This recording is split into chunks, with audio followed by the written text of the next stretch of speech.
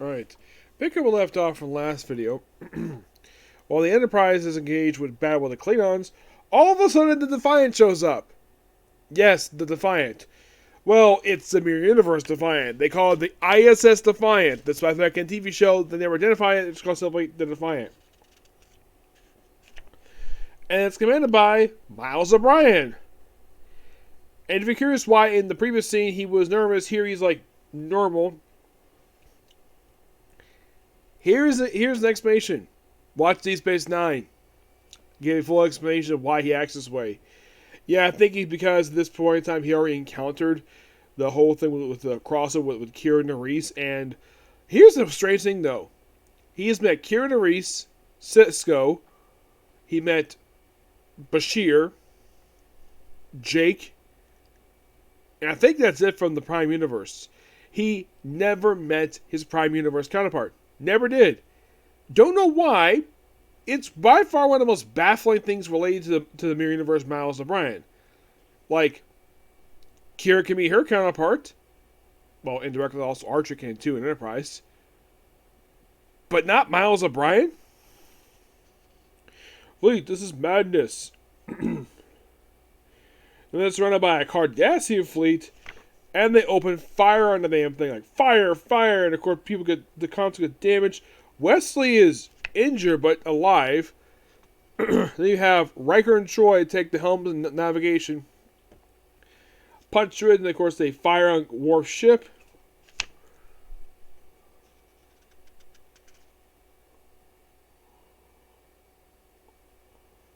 Then of course they fire more on the ships, like fire, fire, fire. Of course Wesley just barely survives.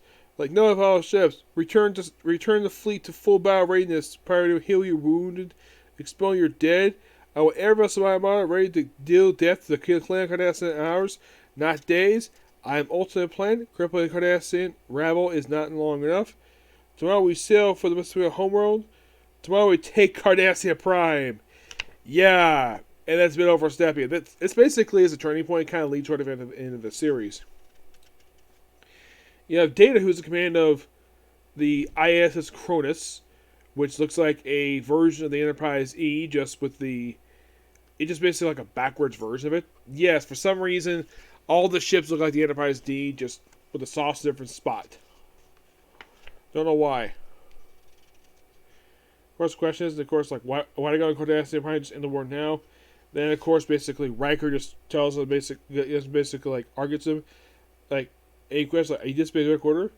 And Riker basically offers this solution, offers this to him. As your executive officer, I'm pointing out what I believe to be superior to alternatives, sir.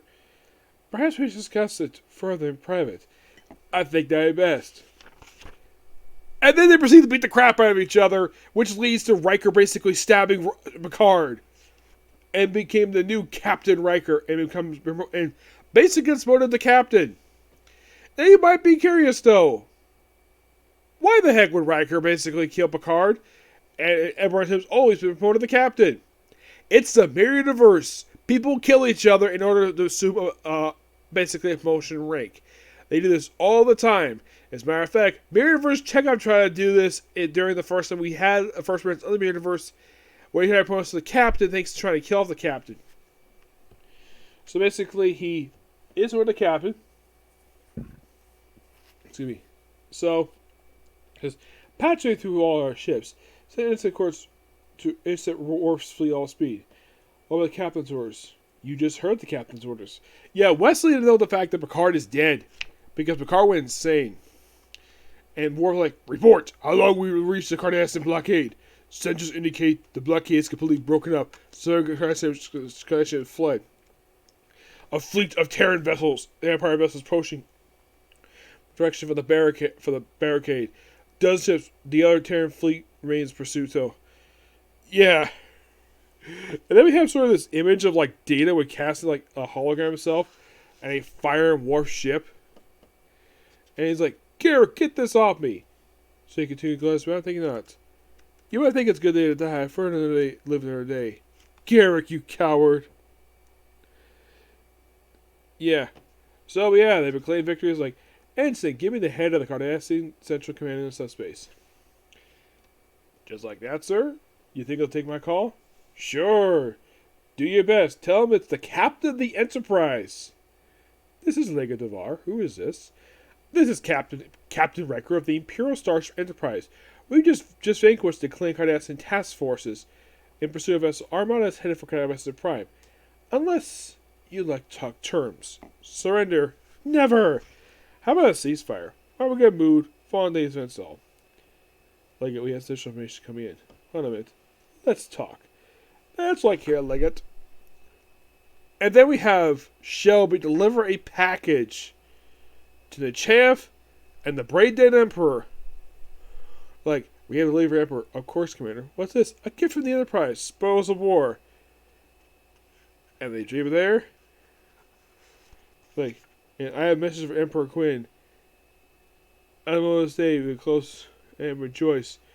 No, Shelby, damn it. Yeah, and of course, the Emperor cannot do anything because he's brain dead. Yeah, they reveal later on he's actually brain dead. And he's killed along with the evil Chaff. Emperor Sierra Box. Yep, so what do they do now? Well, they're going to be able to data his forces, of course, to agree to work together. And of course, like Picard for Emperor. Picard's dating fool.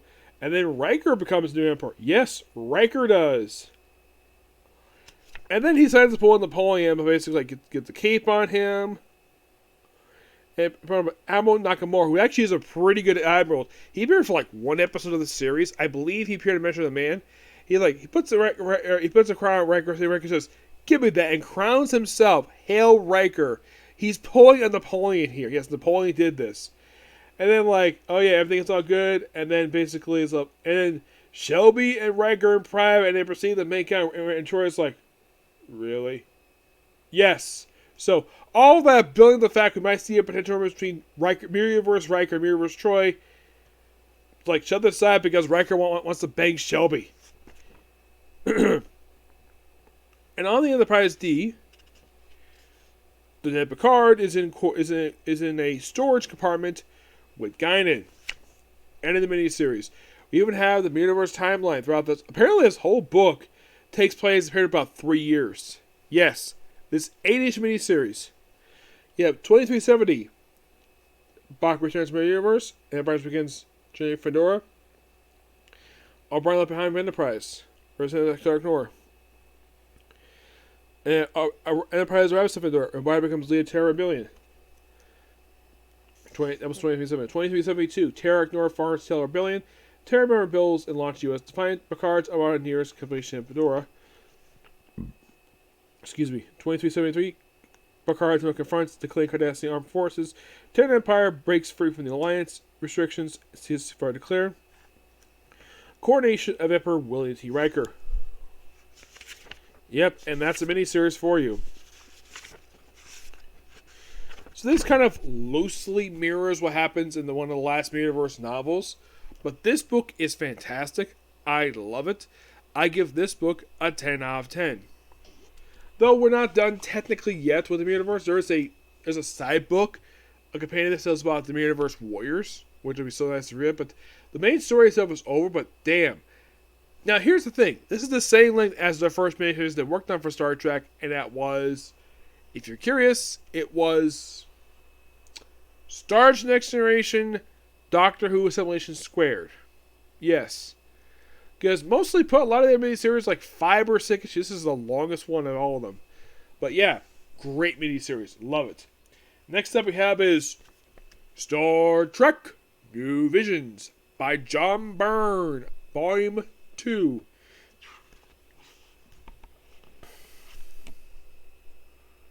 Yes. This book contains issues 3 through 5. Yes, 3 issues. Now, here are the stories you have in here. The stories in the first one is called Piece of the Access, basically. So the first story takes place right after the events of the Doomsday Machine. It's immediately right after that story. Yeah, and basically after defeat the damn thing.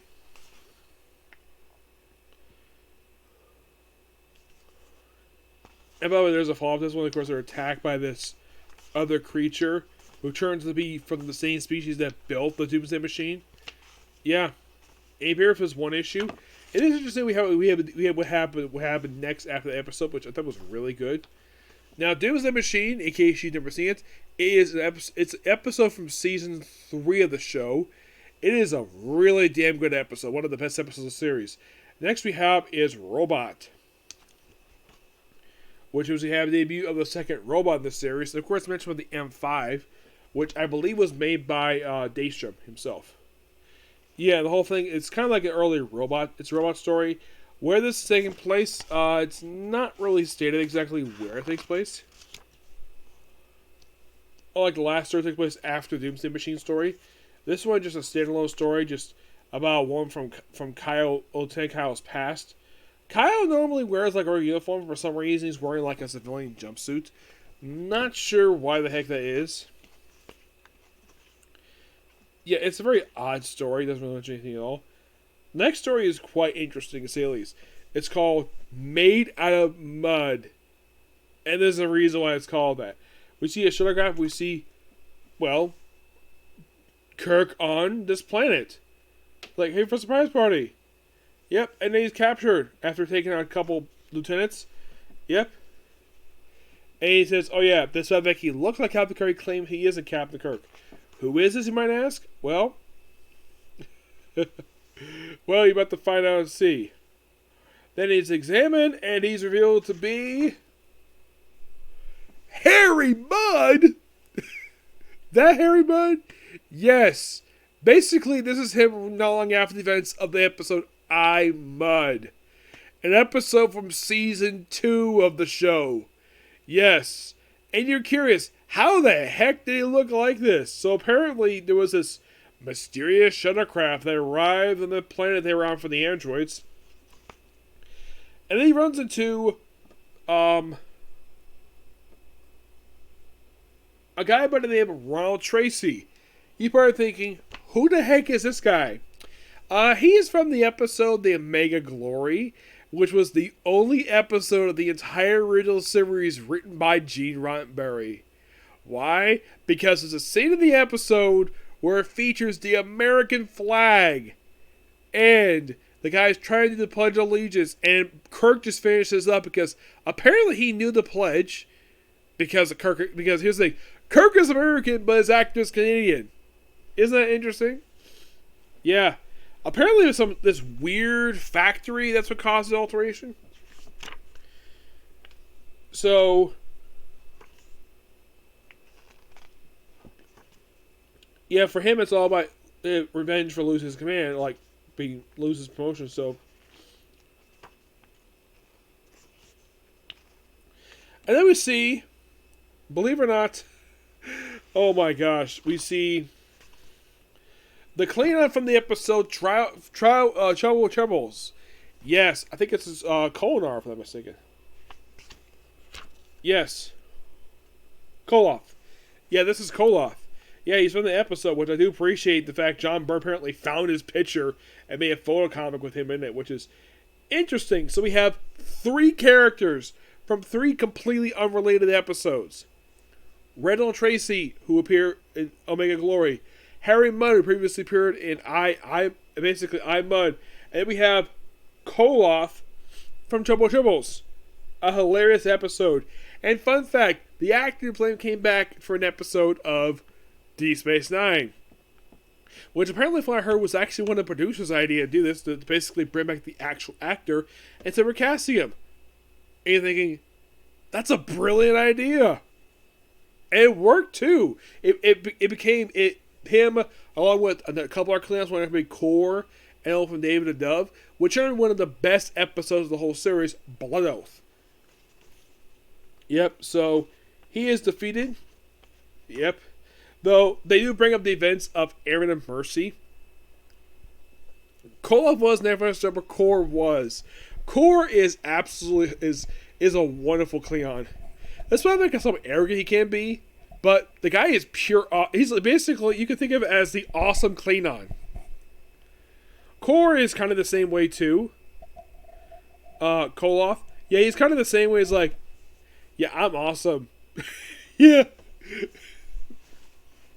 That's probably the reason why that he, along with the Air 2 Klingons, brought back, because these are the awesome Klingons. Oh yeah, and they revealed this in Deep Space Nine. They're the Qatar Masters, basically legendary Klingons, because they fought Kirk. At least they counted them. Of course, they can't be firing them because of the Organian trilogy, the treaty. Yep. And then, of course, they go away.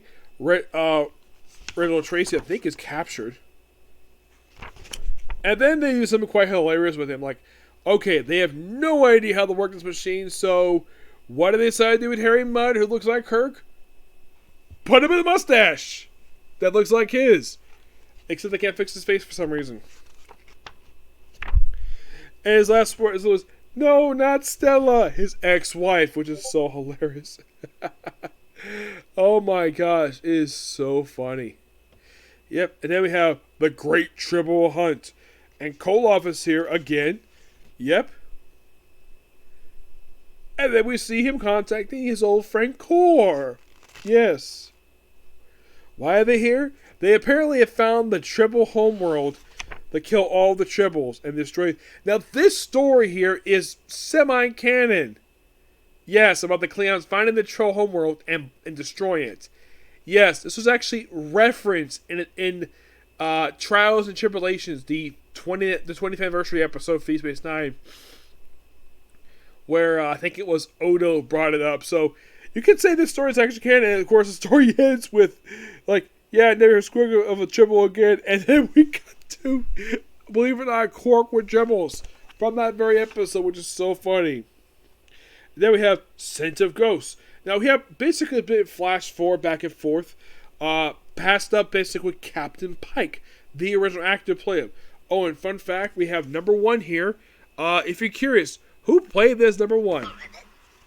Majel Barrett.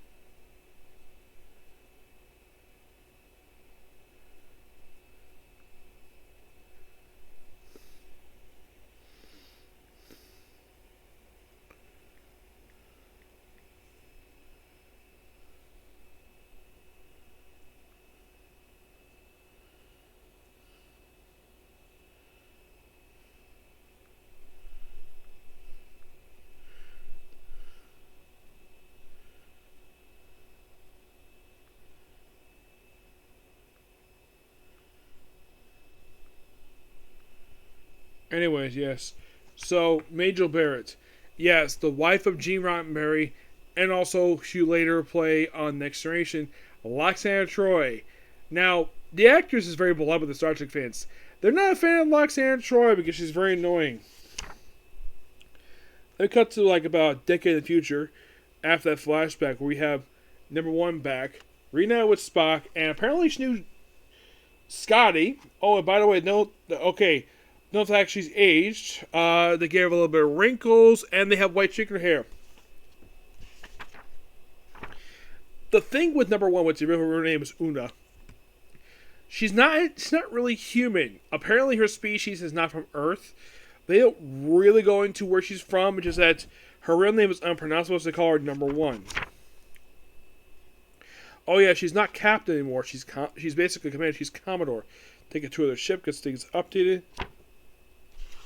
And then we have one of these, they refer to it as a colony ship later on, which apparently is something that Pike countered before the events of the series. And apparently they basically go to Yorktown, which is apparently the new command of Commodore Una. Yep. It's a very interesting story for what it is. I do find it quite curious. But it's a really fun story. It is strange, though. We never get a chance to encounter these people on the show. Maybe this is an adaptation of a script from the show that John Barnes had to throw in here. Probably.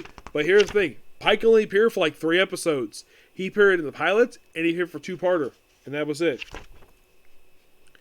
Then we have Memoriam, which, here's the thing. This one does not take place in the show. This takes place just prior to the events of the motion picture, because we have Spock in this look from the motion picture.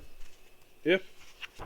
Where then he runs into T'Pring, his former fiance, which they do explain here that the events of Amok Time, that was actually her debut, and the actress did appear also in Strange New Worlds, though she was recasted. Basically, this is kind of a story of Spock basically just reconciling with her, the fact that she tried to live with Son, which of course basically did not work out at all, but maintaining a good relationship with Spock's mom. And they forgave each other, and apparently until she died at some point. When this happened, don't know. Yeah, and then of course basically this is dedicated to Andrei Martel. I have to look up basically my thing here, but yeah, this was of course really good. Had a lot of fun with this book. I give this book a 10 out of 10. If in case you're curious though, I have about 5 or 6. I think about 7 more volumes. I think about New Visions. It's an absolute really comic book. Yep. Excuse me. I'm gonna take a brief break because I'm talking for 20 minutes, so I'll be back to discuss the very next comic corner, and then it'll depend on what we're gonna do next. See you next video. Bye.